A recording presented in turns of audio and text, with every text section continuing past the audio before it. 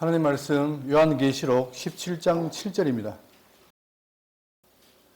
천사가 이르되 왜 놀랍게 여기느냐 내가 여자와 그가 탄 일곱 머리와 열불 가진 짐승의 비밀을 내게 이르리라.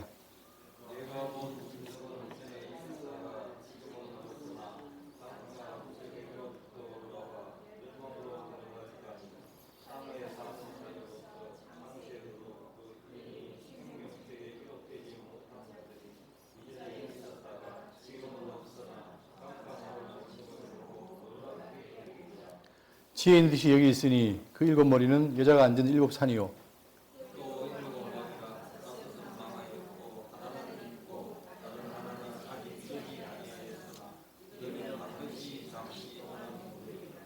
전에 있었다가 지금 없어진 짐승은 여덟 왕이니 일곱 중에 속한 자라. 그가 멸망으로 들어가리라.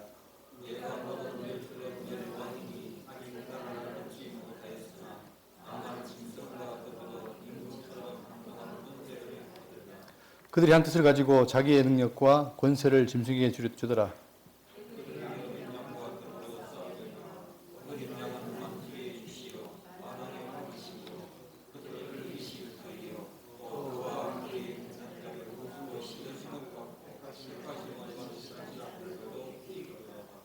또 천사가 내게 말하되 네가 본 바 음녀가 앉아 있는 물은 백성과 무리와 열국과 방언들이라.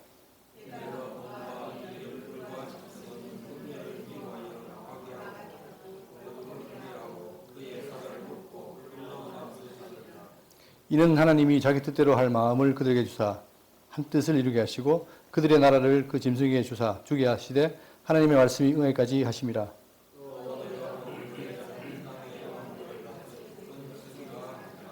아멘.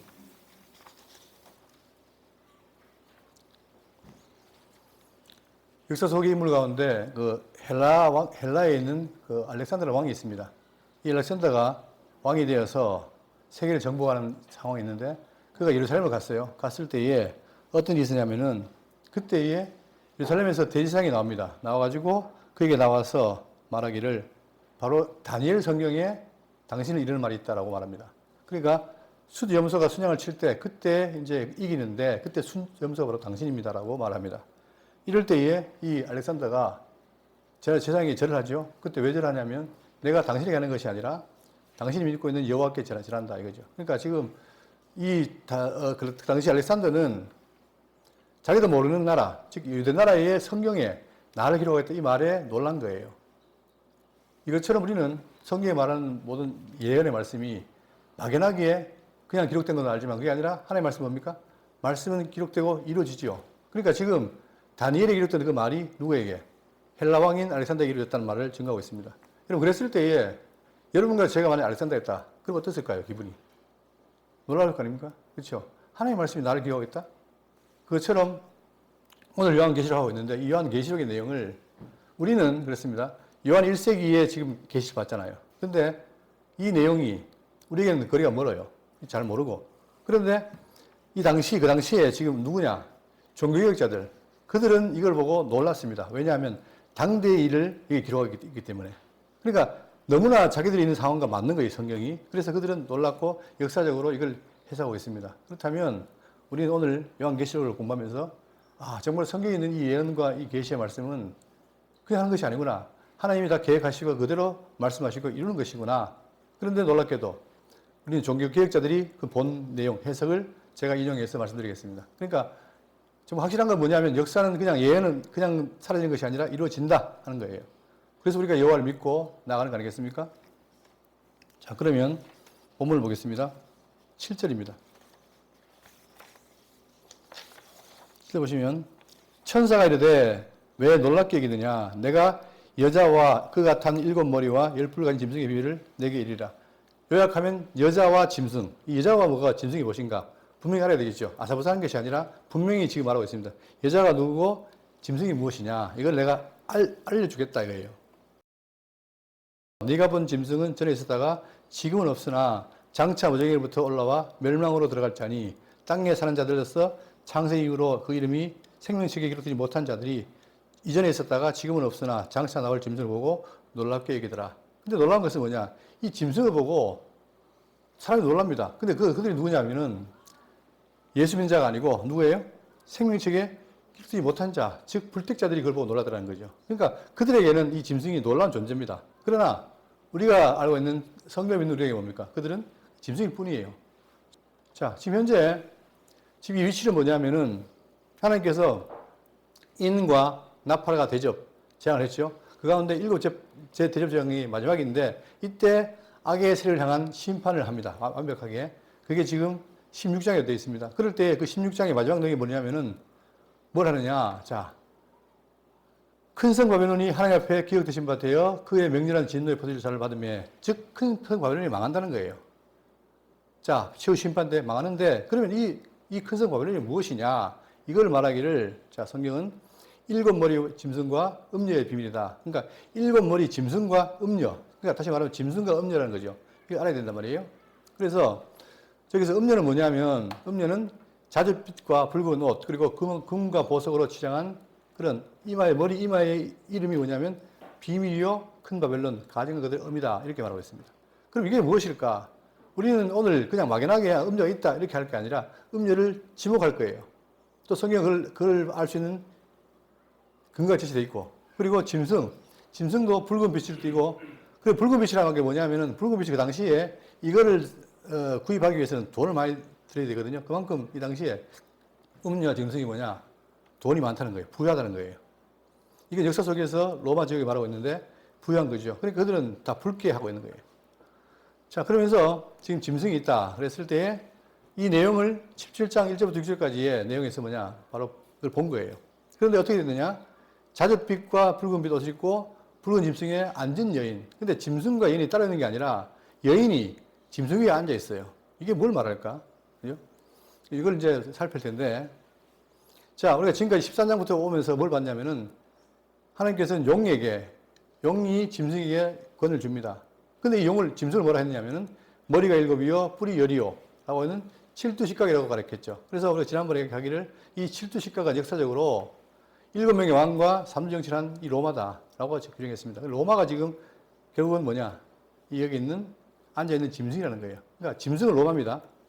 자, 그리고 그 다음에 이 그림을 제가 드리면서 이게 지금 음녀의 모습을 했는데 음녀의 화려한 모습을 했는데 이 음녀의 모습을 우리가 이해하기 위해서 뭘 봐야 되냐면 자, 지금 여러분 우리가 알다시피 유럽사에 있어가지고 313년이 무슨 해입니까? 313년. 그때 콘스탄틴이 뭘 했죠? 밀라노 칙령을 했죠. 그 칙령을 통해 어떻게 됩니까? 그동안에는 이 지금 기독교가 박해를 받았어요. 황제가 자기를 숭배하라고 하면서 기독교인들을 박해했습니다. 모진 박해하다 보니까 그들이 카타콤에 숨고 어려움을 겪었죠. 그런데 콘스탄틴 황제가 밀라노 칙령을 내림으로 어떻게 됩니까? 기독교가 공인이 되는 거예요. 이 공인이 됨으로부터 어떻게 되냐? 이 판도가 바뀝니다. 지금까지 핍박받았는데 이제는 공식적으로 기독교를 어떻게 돼요? 믿을 수 있는 여건이 마련된 거예요. 그러다 보니까 이것이 유럽 역사에서 아주 중요한 사건이죠. 자, 그런데 여기서 음력이 왜 나오냐면은 자, 밀라노 칙령이 내려지면서 교황제가 탄생하게 되는 거예요. 교황제.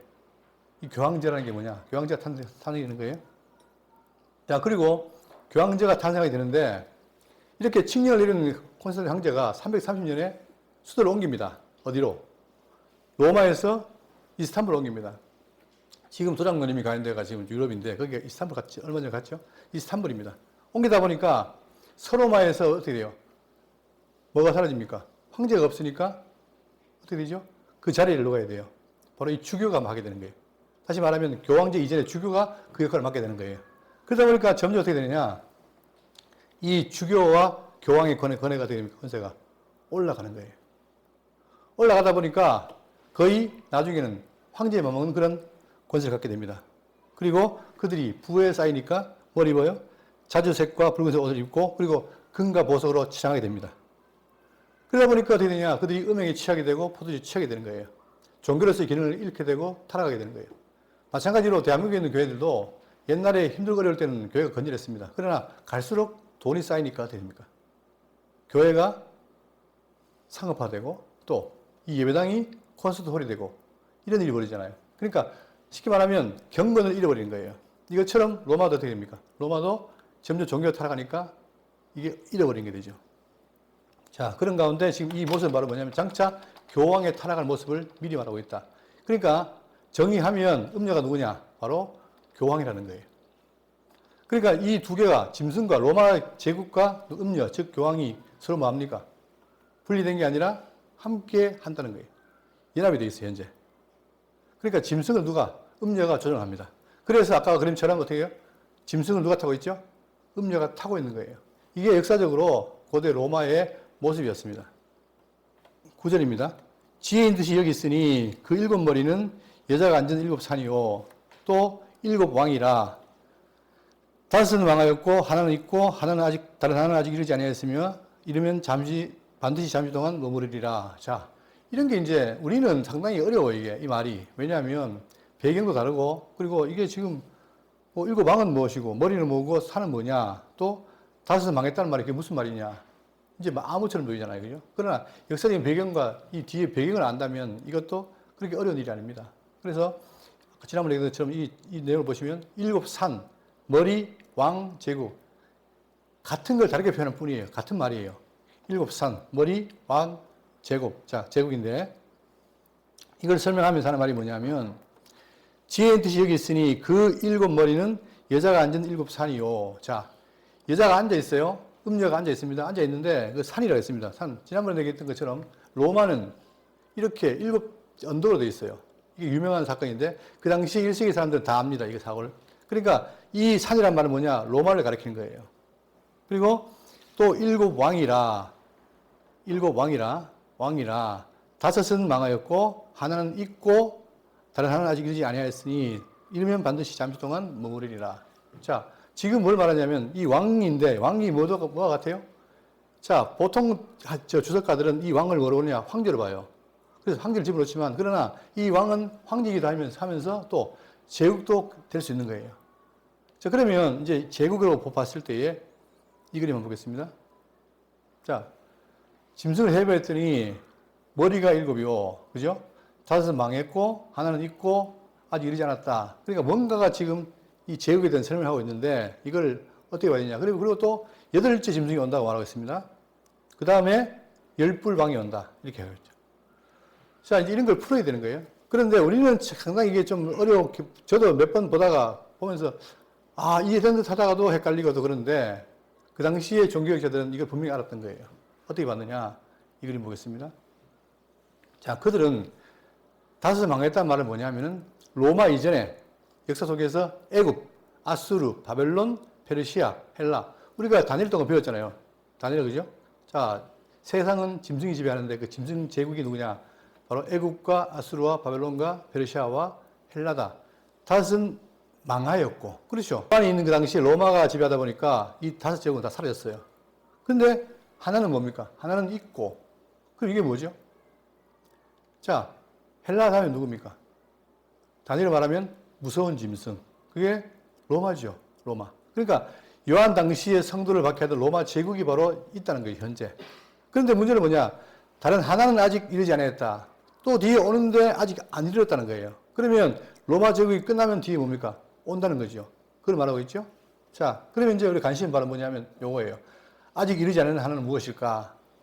이 그림을 제가 다음 그림을 보겠습니다. 이 그림 보시면 5개 망했고 1개 있고 자, 아직 이르지 않은 다른 제국이 있는데 그게 뭐냐? 바로 이거예요. 신성 로마 제국입니다. 자, 우리가 지금 아까 얘기했던 것처럼 처음에 로마는 특이하게 교황과 황제가 같이 관계에 있는데 처음에는 이 교황과 황제가 관계가 어땠습니까? 좋았어요. 상호 연합을 했고 좋았단 말입니다. 그런데 갈수록 둘이 뭡니까? 힘이 비슷하면 어떻게 돼요? 서로 경쟁하죠. 하다 보니까 어떻게 돼요? 한쪽으로 기울어요. 자, 기울게 되면서 뭔 싸움합니까? 주도권 싸움을 하게 됩니다. 그러니까 이게 로마의 특징인데 이 로마에 황제도 있지만 아울러 뭐가 있어요? 교황도 있습니다. 황제는 정치 권력자고 교황은 종교의 수장입니다. 근데 아까 했던 것처럼 콘스탄틴 황제가 이스탄불로 천도하면서 이 서로마에 누가요? 주교, 황제의 권한이 올라가게 된 거죠. 그러다 보니까 점점 황제가 독립적으로 교황이 독립적으로 자기의 권한을 높이게 된 거예요. 그리고 처음에는 이 황제와 교황이 서로 균형을 맞추다가 점점 가면서 어떻게 됩니까? 주도권 싸움에서 밀리게 된 거예요. 자, 그래서 나중에 이 교황이 누구를? 황제를 뛰어넘습니다. 그래서 시작된 게 바로 뭡니까? 그게 바로 신성 로마 제국이에요. 제가 그 사건을 말하지 않겠지만 중요한 건 뭐냐? 아직 이르지 않은 다른 하나는 뭐냐면 신성 로마 제국입니다. 특이한 것은 뭐냐? 여기는 황제가 지배하는 게 아니라 나중에 누가? 교황이 지배를 해요. 그런데 그들이 어디서 나왔습니까? 전에 있던 곳에서 나온 거죠. 로마에서 나온 거예요. 그래서 이게 특이한 존재인데 아직 이르지 않은 다른 한계가 나온다. 지금 그게 몇 절이냐면 10절입니다. 일곱 왕이 나타나서 망하였고 하나는 있고 다른 하나는 아직 이르지 아니하였으며 하으나 이르면 반드시 잠시 동안 머무르리라. 그리고 자 전에 있다가 지금 없어진 짐승은 여덟째 왕이니 자 또 여덟째 왕을 말해요. 그런데 여기 특이한 게 뭐냐면 여덟째 왕을 말하는데 특징이 뭡니까? 어디에 속해 있다? 일곱 중에 속한 자라 이렇게 말을 합니다. 그러니까 지금 이 신로마 제국에는 뭐냐? 교황이 등장하는데 그가 일곱에 있는 것처럼 해서 나오는데 그가 똑같이 로마에서 나왔다는 얘기예요. 그러면서 속한 자라 그가 어떻게 됩니까? 마지막에 멸망으로 들어가리라. 누가요? 교황 음녀가 멸망으로 간다는 거예요. 이게 결국 뭐냐? 종교개혁의 모습입니다. 그러니까 종교개혁들은 뭐냐? 자기들이 있던 그 당시에 모습을 그대로 말하는 거예요. 왜냐하면 여러분 교황이 음녀가 어떤 악한 일을 했느냐 하면 다른 게 아니라 자 그들에게 뭐가 있습니까? 내가 봄에 6절에 이 여자가 성도들의 피와 예수의 증인들의 피에 취한지라. 그러니까 교황이 뭘 하냐면은 하나님의 말씀을 증거하고 그들을 양육하는 게 아니라 오히려 누굴요? 성도들의 피에 취해 있고 증인들의 피에 취해 있어요. 누가? 교황이. 아까 얘기한 것처럼 우리가 생각할 때는 자 로마에서 기독교 공인되니까 좋다 할지 모르지만 오히려 공인함으로 어떻게 됩니까? 기독교는 더 비박이 온 거예요. 황제보다 더 심하게. 그래서 결국은 피에 죽게 되고 순결하게 되고 많은 화형도 오게 되고 그 당시에 심각한 일이 벌어졌단 말입니다. 그게 지금 있었던 거죠. 그러니까 바로 그가 지금 뭐냐 여기 나오는 교황이라는 거예요. 그런데 그는 자 아직 이르지 아니하였으나 이르면 반드시 잠깐 동안 머무리라. 한동안 머문다는 얘기죠. 그리고 역사를 잘 알면 이게 쉽게 될 텐데 저도 잘 모르고 여러분도 역사를 제가 그렇게 안 밝기 때문에 좀 이해가 쉽지 않겠지만 그러나 나중에 한번 로마서를 한번 보십시오. 보시면 로마서 읽기도 그러시면은 나중에 유튜브 같은 거 보면은 짤막한 일이 많이 있습니다. 그걸 보시면 배경을 아실 거예요. 자, 그러면서 자, 전에 있었다가 지금 없어진 짐승은 여덟째 왕이니 자, 전에 있었다가 지금 없어진 왕. 그러니까 이 짐승, 로마에 있었다가 없어진 짐승인데 여덟째 왕이다. 그것은 아까 얘기했던 것처럼 교황 제도입니다. 교황. 특이한 거예요. 왜냐? 여덟째 왕이 특이한데 바로 그가 일곱 중에 속한 자라는 것은 황제와 비슷하다는 얘기예요. 그러니까 지금 여기서 말하고 있는 건 자, 요한계시록에 나오는 것은 뭐냐면은 짐승과 음녀가 같이 있어요. 같이 표현을 해요. 다시 말하면 교황과 로마 제국을 같이 말한다. 황제 같이 말한다는 얘기죠. 그가 멸망으로 들어간다. 결국은 그걸 말하고 있습니다. 자, 그러면서 내가 보던 열뿔은 열왕이니 또 열뿔 얘기해요. 그러니까 이 지금 요한계시록에는 뿔이 많습니다. 뿔. 이 뿔을 이해하려면 참 근데 7뿔, 10뿔 뭐 나오잖아요. 근데 이 10뿔이 무엇일까? 이걸 보겠습니다. 자, 아까 5제국 망하였고 지금 하나 로마 있고 그다음에 자, 그 뒤에 이르지 않은 거 온다 그랬죠. 신흥로마 제국 오고. 그 다음에 이 신흥로마 제국을 망하고 난 다음에 어떻게 되느냐. 유럽이 나라가 분열합니다. 몇 개로? 10개로 해요. 물론 학자마다 차이가 있지만 대부분 10개로 말하고 있습니다. 그래서 여기 보시면 유럽이 프랑크, 앵글로 섹슨, 알레만니, 부르근트, 서고트, 스웨비, 롬바르드, 헤롤리, 반달, 동고트 이렇게 분열합니다. 분열이 돼요. 원래 한 제국이 로마 제국이었는데 이게 분열이 돼요. 자, 그래서 지금의 프랑스, 독일, 영국, 독일, 스위스, 우리가 알고 있는 유럽이 다 뭡니까? 그거죠. 이 분열이 되는 거예요.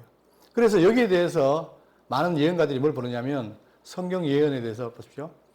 자, 성경 예언에 관심이 많은 자들이 이 숫자의 역사를 자주 주목한다. 왜냐하면 이것이 이유가 있다는 얘기예요. 왜 이렇게 됐느냐? 아까 얘기한 것처럼 뭐예요? 자, 네가 보던 열뿔은 열왕이다. 열뿔을 지금 얘기하고 있잖아요. 그럼 열뿔이 뭐냐? 했을 때 이 열뿔은 바로 그 뒤에 망하고 난 뒤에 유럽이 분열될 나라들을 말한다는 거예요. 그래서 20세기 중반 종말론 학자들은 요한계시록 17장의 열불을 예언이 현대 유럽 공동체로 성취될 것이라고 강력하게 예측했습니다. 그런데 일리가 있습니다.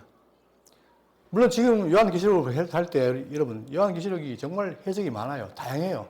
관점이. 그런데 문제는 뭐냐면 내가 새로운 걸 깨닫는 게 아니라 그 중에서 가장 함정인 걸 찾는 거예요. 근데 제가 볼 때는 이 종교학자들이 이것이 맞다고 보기 때문에 이걸 취한 것이고 그렇습니다. 그러니까 처음에는 어떻게 되냐. 그들이 출애굽 역사의 흐름은 처음에는 6개국으로 시작했습니다. 6개국으로 시작했다가 나중에 9개국으로 확장되고 결국은 10개국으로 됐습니다. 그러니까 바로 뭐냐. 이것이 그들은 뭐로 보는 거예요? 열불로 보는 거예요.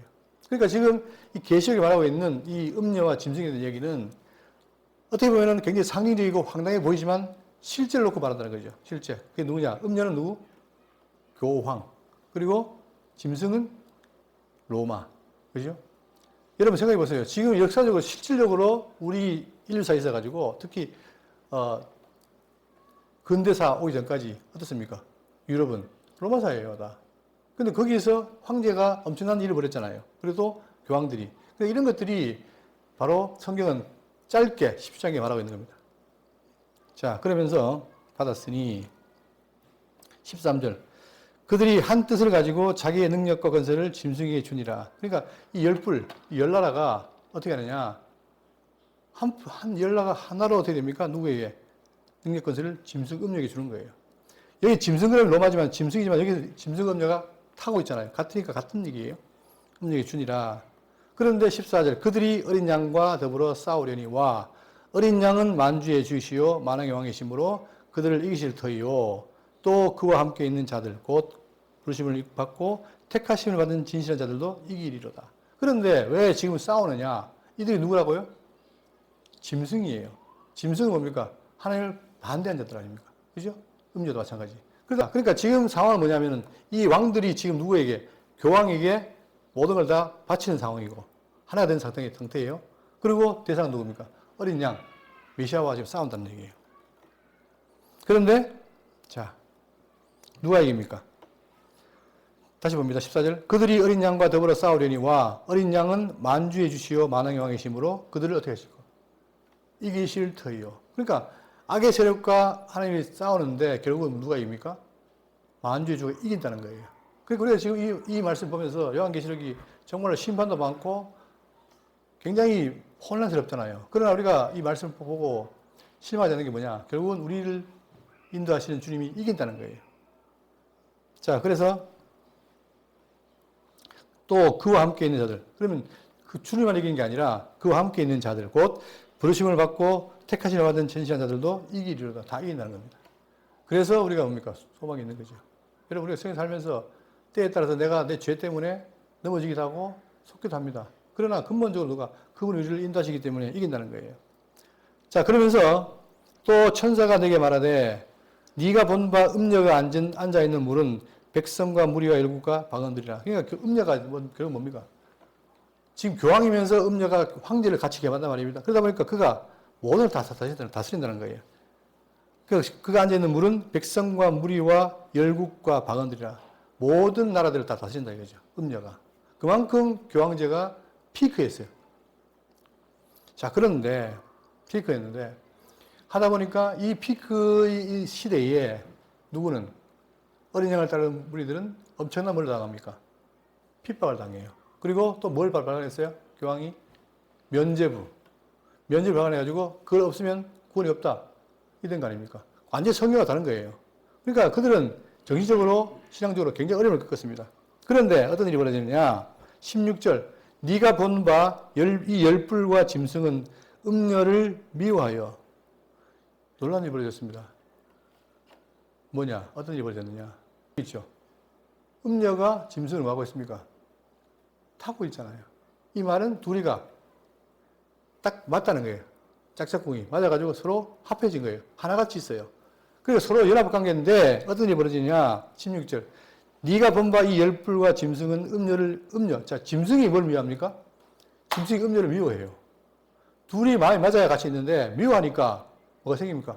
갈등이 생길 거 아니에요. 그죠? 그래서 어떻게 되냐? 미워하여 망하게 하고 누구를요? 짐승이 음녀를 망하게 해요. 여러분, 이게 일명 뭡니까? 역사 속에서. 이게 일명 뭐죠? 종교개혁이에요. 그의 살을 살을 먹고 불로 아주 살으니라. 아예 음녀를 망하게 해버립니다. 자, 여기 보시면, 한 절대 주권 아래에 악의 자멸입니다. 짐승이 음녀를 어떻게 해요? 삼키는 거예요. 영원할 줄 알았는데, 이게 짐승이 음녀를 삼키는 겁니다. 같이 가다가, 동업질 하다가 깨진 거예요. 그래서 처음에는 결탁하다가 잘 지냈죠. 결탁하고 하다가 분열이 생겼는데, 나중에는 파괴됩니다. 왜 그러냐? 여러분 생각해 보세요. 황제가 원래 가장 높았는데 누가 그 자리를? 교황이 그 자리를 넘은 거예요. 오히려 어떻게 됩니까? 교황이 올라간 거예요. 그리고 교황이 황제를 명하기도 하고 뽑기도 하고 이러니까 이들이 뭡니까? 열받죠. 그러니까 뒤받은 거예요. 그래서 결국 뭡니까? 파괴돼서 누가? 음녀가 망한다는 거예요. 그래서 종교개혁 당시에 그것이 이루어졌다고 보는 겁니다. 자, 그럼 왜 그렇게 했느냐? 17절에 이는 하나님이 자기의 뜻대로 할 마음을 그들에게 주사 한 뜻을 이루게 하시고 그들의 나라를 그 짐승에 주게 하시되 하나님의 말씀이 응하같이 하심이라. 자, 그러니까 하나님이 그들의 마음을 어떻게 움직인 겁니다. 자, 자문해 보면 뭡니까? 여러분, 일반 신학계에서 가장 어려운 게 우리하고 안 맞는 게 뭐냐면 그분들은 하나님이 악을 만들었다는 것을 인정을 못 해요. 뭐 안 합니다. 그래서 뭐랍니까? 이런 사단을 누가 지었습니까? 누가? 사단을. 다 하나님 지었다 그래요. 그런데 차이는 뭐냐면 하나님 지었단 말은 하는데 차이가 뭐냐? 우리는 악한 존재를 지었다는 말이고 그분들은 그냥 선한 사단을 지었는데 어떻게 했다? 자기 스스로 타락했다. 그리고 타락의 원인은 누가겠다? 사단에게 있다. 이렇게 보는 거예요. 이 근본 차이입니다. 근데 우리 말씀 운동은 뭐냐? 하나님이 처음부터 뭡니까? 악한 자를 지었어요. 그게 사단이에요. 이것 때문에 굉장히 지금 뭐 서로 안 맞지만 그러나 제가 볼 때는 성경이 뭐냐? 악한 자를 지은 게 맞아요. 근데 자문해 보면 뭐예요? 하나님이 악한 자도 적당히 하신다.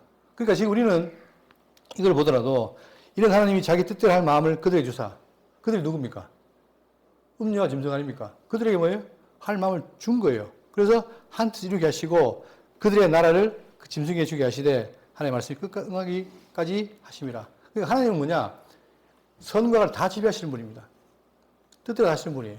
그러다 보니까 하나님의 승리하기 위해서 뭡니까? 선을 이루기 위해서 악한 세력도 이용하시는 거죠. 그걸 말하고 있는 거예요. 그러니까 음녀도 독립적으로 하나님과 싸운 것처럼 보이지만 그도 뭡니까? 하나님의 종이라는 얘기예요.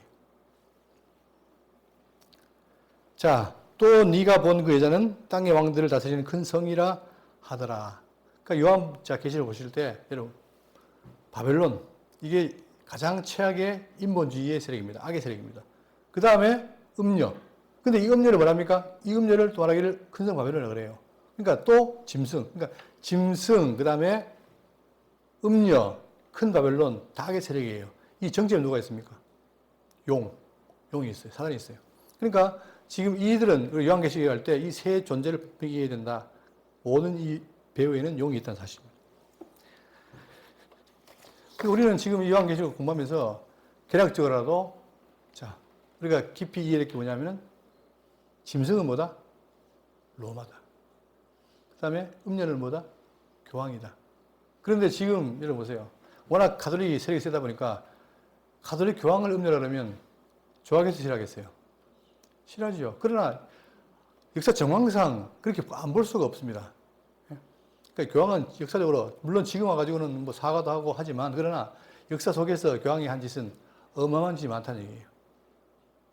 그러니까 지금 성경은 뭘 말하느냐 그걸 말하고 있고 종교개혁자들도 바로 교황을 뭐라 했습니까? 음녀라고 했던 거예요. 그러니까 우리는 그대로 이 요한계시를 통해서 할 수 있는 게 뭐냐 음녀와 짐승이 있는데 그들은 바로 로마와 교황이었다. 근데 그들 뒤에 누가 있다? 용이 있다는 사실. 그러나 그들이 결국 하는 게 망한다 이거예요. 자 그래서 17장에서는 뭐냐? 이 비밀을 말한 다음에 18장을 뭐하느냐? 바로 이 세력이 망한다는 걸 말합니다. 18장 1절입니다. 이 일 후에 다른 천사가 하늘에서 내려오는 것을 보니 큰 권세를 가졌는데 자, 이 천사가 내려오는데 권세가 있어요. 자, 그의 영광으로 땅이 환해지더라. 자, 천사가 내려오는데 막 영광이 많으니까 어떻게 됩니까? 땅이 환해지는 거예요.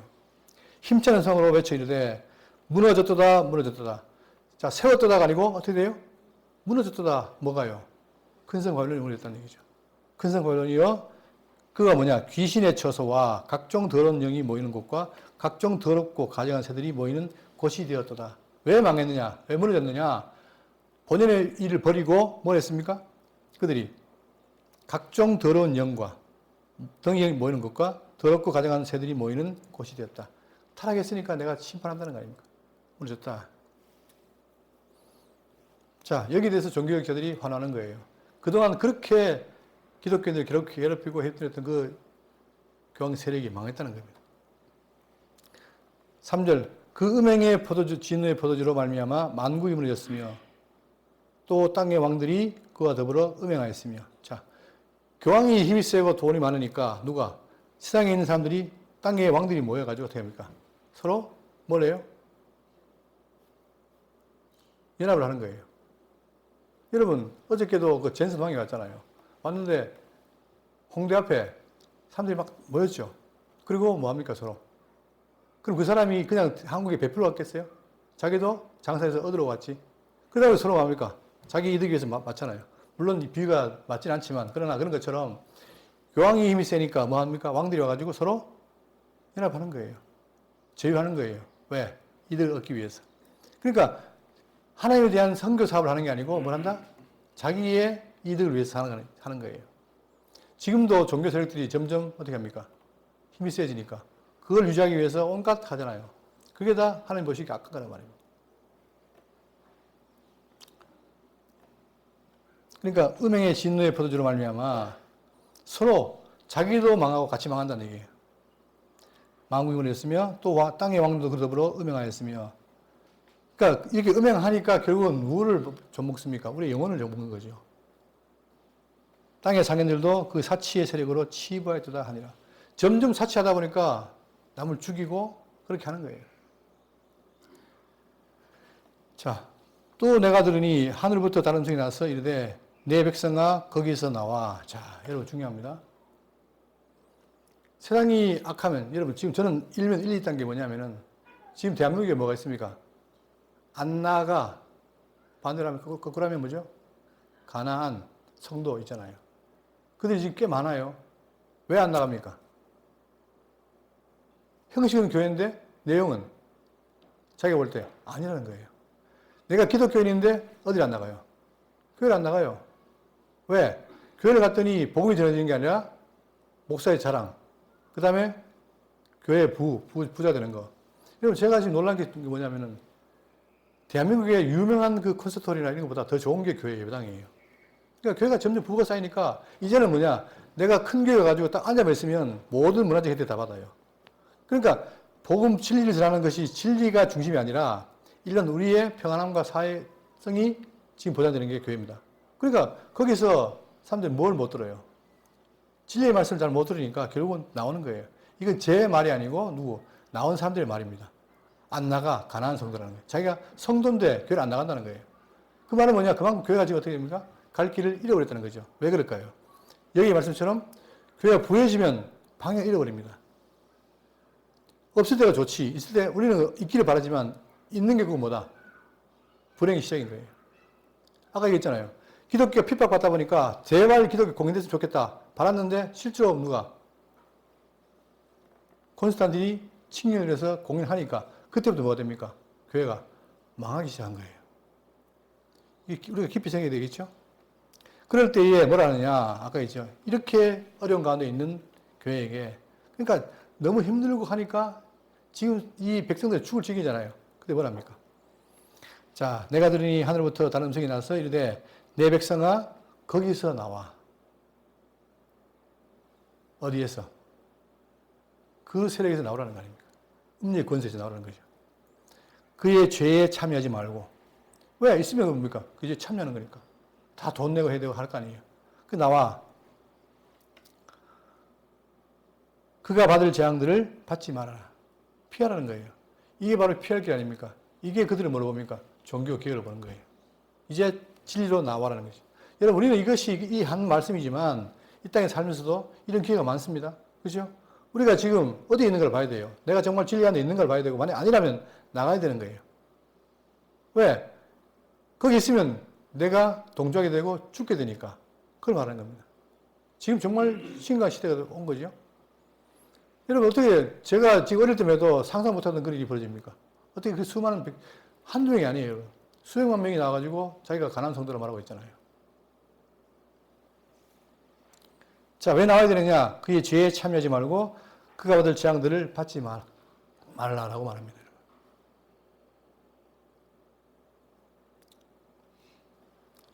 그의 죄는 하늘에 사무쳤으며 하나님은 그들의 불의한 일을 기억하시니라. 놀라운 건 뭐냐? 하나님께서 공의로우시기 때문에 기억한다는 거예요. 뭐를? 그들의 불의도. 우리가 그리스도에 받은 의도 기억하지만 그들의 불의도 기억한다는 거죠. 자, 아까 그거 놓친 게 있는데, 이 보시면 17장 16절에 열불과 짐승의 운전을 위하여 황폐하게 하고 벌거벗게 하고 불로 아주 사르리라. 이게 종교회를 그랬죠. 이게 지금 그때 있었던 일이고, 자, 그러면 이럴 때에 우리는 무엇을 하려느냐? 사람들은 그래요. 1차적으로 뭡니까? 교회가 부해가지고 좋은 건물, 화려한 악단, 그죠? 이런 거 보면은, 정말 우리 교회 발전했구나. 그게 발전일까요? 그렇지 않다는 거예요. 그런 게 내가 볼 땐 좋고 내 눈에는 좋을지 모르지만 이게 결국은 내 영혼을 좀먹게 하는 것이 더 있다 하는 거죠. 자, 그러니까 문제는 뭐냐? 그것이 음녀의 화려함인가? 어린 양의 영광인가? 이걸 봐야 돼요. 어린 양은 외형적으로 빛나는 게 아니라 뭘로? 말씀으로 하는 거 아닙니까? 그게 중요하죠. 그렇기 때문에 우리는 일단은 지금 삶을 볼 때 외형보다는 내용을 봐야 된다. 그게 말씀이다. 자, 그렇기 때문에 이렇지 않은 교회가 있을 때에 어떻게 되냐? 선언이 뭐냐? 무너졌도다. 큰 바벨론 성이요. 그걸 말하고 있잖아요. 근데 무너졌다는 말은 뭡니까? 무너진다, 졌다, 질 것이다. 뭡니까? 졌다라는 거 아니에요. 그죠? 이런 게 뭐냐? 성경상에서 표현이 뭐냐면 확정적인 미래를 말할 때 과거에는 써요. 자, 우리가 지금 현재 이 땅에 있지만 하늘에 안치시니 그 말은 뭡니까? 그건 미래 아닙니까? 근데 앉았다고 과거로 표현해요. 이게 바로 뭐냐면은 확고한 미래에 대해서 과거로 표현합니다. 그러니까 지금 무너졌다는 말은 뭐냐? 지금은 아니지만 장차 무너진다. 어떻게? 확실히 뭐가? 이 바벨론 성이 무너진다. 그거예요. 근데 어떻게 되느냐? 그것이 어디에 보겠습니다. 6절. 그가 준 그대로 그에게 주고 행위대로 값지를 갚아주고. 자, 그런데 놀랍게도 이 악한 자들은 뭐냐? 갚아주는데 그냥 한 번으로 끝난 게 아니라 어떻게 해요? 갑절로 갚아주며 그가 섞은 잔에도 갑절이나 섞어 그에게 주라. 배로 주라는 거예요. 철저하게 갚으라는 거죠. 그가 얼마나 자기를 영화롭게 하였으며 사치하였는지. 여러분, 세상에는 가난한 자가 많습니다. 그러면 자기가 지도자라면 줘가지고 그렇게 해야 되는데 지만 배부리는 거예요. 예? 여러분, 자, 지만이라는 말을 제가 써서 그렇지만 지만 배고픈다. 이거 보세요. 얼마나 화려합니까? 교황이 이렇게 하려는 필요가 있어요? 그런데 교황도 의식 있는 교황은 뭐냐? 일부러 이걸 다 버리고 그냥 간섭을 버리는 사람도 있어요. 그만큼 이렇게 자기만 하는 거예요, 이게. 이게 음료의 모습입니다. 그럼 이 음료가 교황만 그러냐? 지금도 기독교 지도자를 하면서, 목사라고 하면서 이런 사람들 많아요. 그럼 그 사람들은 뭡니까? 그 사람들은 이 물질과 돈이 목적이지 목양의 목적이 아니라 말입니다. 말씀의 목적이 아닌 거예요. 그럼 뭐 하느냐? 이렇게 차려놓으니까 사람들이 붙으면 지금 보세요. 우리나라 제일 큰 교회 목사가 지금 뭐예요? 몇 년 동안 뭐 하다가 알고 계십니까? 그런 게 드러난 거예요. 예? 그 순복음교회 목사가 더 말하겠습니다. 그런 거예요, 결국은. 그러니까 뭐냐? 진리로 나가는 게 아니라 정말 바른 길로 나가는 게 아니라 갈수록 부자 되면 딴 생각이 드는 거예요. 자, 그 얼마나 자기를 영화롭게 하였으며 사치하였는지 그만큼 고통과 애통함으로 갚아주라. 그러니까 네가 그래 누렸지. 내가 갚아주겠어. 어떻게? 배로. 우리는 그걸 부러워할 필요가 있다 없다? 없어요. 결국은 받을 거예요. 형벌을. 자, 그러면서 자, 근데 그가 마음에 말하기를 나는 여왕으로 앉은 자요 과부가 아니라 결코 애통함을 당하지 아니하리라. 근데 그렇죠. 자기는 지금 모두가 누리니까 내가 뭘 애통을 당하겠냐라고 반문하는 거예요. 조롱하는 거예요. 지금 지금은 아니지만 과거에 여러분 고대 바벨론이라는 데도 마찬가지 바벨론입니다. 그러니까 바벨탑, 바벨론, 고대 바벨론, 계시록의 바벨론 다 바벨론 아닙니까? 인간의 상징인데 그때 뭐라 했냐면 이사야 40장 7절에 자 갈대야 고대 바벨론이 말하기를 내가 영영이 여주인이 되리라. 여주인이 되겠다고 이때부터 했어요. 되리라. 이 일을 내 마음에 두지도 아니하고 하며 그들의 종말도 생각하지 아니하였다. 그러므로 사치하고 평안히 지내며. 여러분 그러니까 미래가 없으니까 생각이 없으니까 생각지 않으니까 사치해요. 평안히 지내요. 마음에 이르기를 나뿐이다. 내밖에 없다. 나 외에 다른 이가 없도다. 누가 계시는데? 하나님 계신데 하나님도 없어요. 그들은. 지가 왕이니까. 나는 과부로 지내지도 아니하며 자녀를 잃어버린 일도 모르리라 하며 하는 자여 너는 이제 들을지어다. 한날에 갑자기 뭐예요? 한날에 갑자기 뭘 잃으며 자녀를 잃으며 과부가 되는 이 두 가지 일이 내게 임할 것이라. 근데 자기는 워낙 지금 누리고 있으니까 아니라 그러지만 성경의 예언은 뭡니까? 임한다는 거예요. 이게 계시록에 나타나는 거예요. 지금 하루아침에 망한다는 거죠. 그래서 어디 나오느냐? 자, 8절. 그러므로 하루 동안의 재앙들이 이르니 이 예언들이 이루어지는 거예요. 여러분 보세요. 음녀하고 짐승하고 하나님하고 이 상대가 돼요? 돼요, 안 돼요? 우리가 볼 때는 음료도 커 보이고 권세 있어 보이고 로마 제국도 커 보이니까 대단하다지만 하나님 보시기에는 아무것도 아니에요. 그러니까 붙을 것도 없어요. 하나님이 재앙을 내리면 이게 세력이 세가지고 오랫동안 이겨야 된다. 그게 아니고 한 방에 날려버린단 말입니다. 나오잖아요. 한날에 갑자기 자녀를 잃는다. 이 예언이 언제? 700년 전에, 우리가 2700년 전에 예언한 거예요. 근데 지금 요한계시록 말하고 있잖아요. 그리고 하루 동안에 그 재앙들이 이르리니 곧 사망과 애통함과 흉년이라. 그가 또한 불에 살라지리니 그를 심판하시는 주 하나님은 강하신 자이심이라. 여러분 우리가 지금 배운 요한계시록 음녀와 짐승을 말하면서 아주 무서운 심판을 말하고 있습니다. 그러면 우리는 이걸 통해서 뭐 해야 됩니까? 하나님이 살아계시고 지금도 역사하신다. 그리고 우리를 보호하시고 이들을 물리친다는 거 아닙니까? 이게 중요한 거죠. 그러니까 그들은 아무리 제국이 하더라도 1시간 만에 무너져요. 1시간 만에. 그럼 왜 심판하시냐? 근거가 뭐냐? 첫 번째, 자아 도취와 교만이에요. 나밖에 없다. 내가 최고다. 그러니까 누구를 모릅니까? 여호와라는 것이 아는 것이 사는 근본인데 그걸 잊어버린 거예요. 또 그러니까 온갖 사치와 경제에 착취하니까 자기가 사치하려고 어떻게 됩니까? 상대방을 죽입니다. 많은 사람이 죽어나갔어요. 그리고 극도의 폭력과 살육, 여기에 대한 대가를 갚아라는 거죠. 근데 그래서 뭐 하겠다, 내가 심판한다.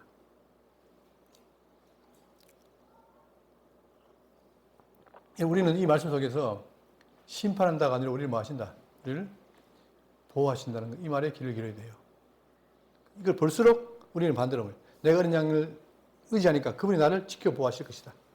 이게 오늘 요한계시록 배운 우리들에게 힘이 되는 거죠. 그분은 우리를 버리지 않습니다. 끝까지 지키시고 보호하십니다. 그러니까 여러분 제가 지금 비록 우리 대구 장로교회가 작고 초라해 보일지 모르지만 그러나 이 속에 뭐가 있습니까? 생명이 있어요. 그분이 지금 예정하신 생명이 있어요. 그리고 인도하십니다. 그거 기억하시고 우리는 심판이 아니라 승리의 모습이 있다는 사실을 꼭 기억하시고 여기서 위로받고 나가시기 바라겠습니다.